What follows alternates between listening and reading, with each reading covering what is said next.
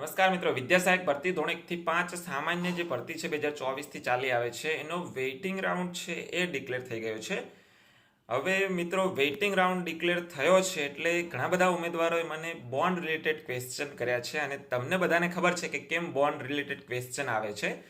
કેમ કે જે ઉમેદવારોનું નીચું મેરિટ છે એ કચ્છમાં લાગી ગયા છે અને હાજર પણ થઈ ગયા છે, એમની નોકરી પણ ચાલુ છે.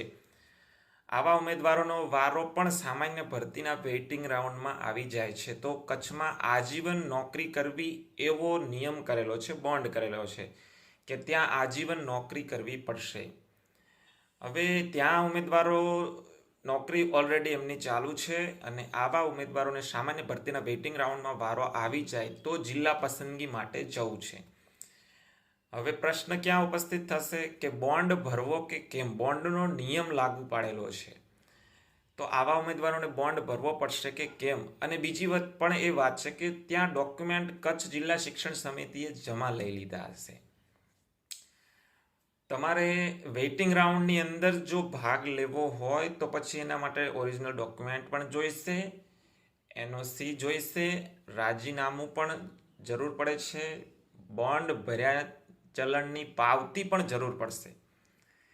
એટલે તમે એક વખત સ્કૂલમાં હાજર થઈ જાઓ છો અને પછી પાછા એના એ જ સંવર્ગમાં તમે ફરીથી જિલ્લા પસંદગી કરવા કે ભરતીમાં ભાગ લેવા માટે આવો છો તો ત્યાં તમને બોન્ડ લાગુ પડે છે અને નિયમો અનુસાર તમારે જિલ્લા પસંદગી માટે જાઓ ત્યારે ઓરિજિનલ ડોક્યુમેન્ટ છે, બોન્ડ ભર્યા પાવતીની જે ચલણ આવે એ ચલણ જોઈશે, રાજીનામું જોઈશે. આ રીતના નિયમો છે.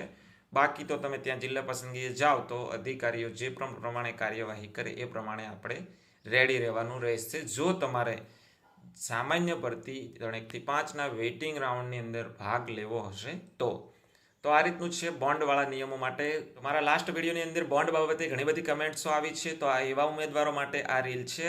રીલ ગમી હોય તો તમારા મિત્રો સુધી અવશ્ય શેર કરશો, ચેનલને સબસ્ક્રાઈબ અવશ્ય કરી લેજો.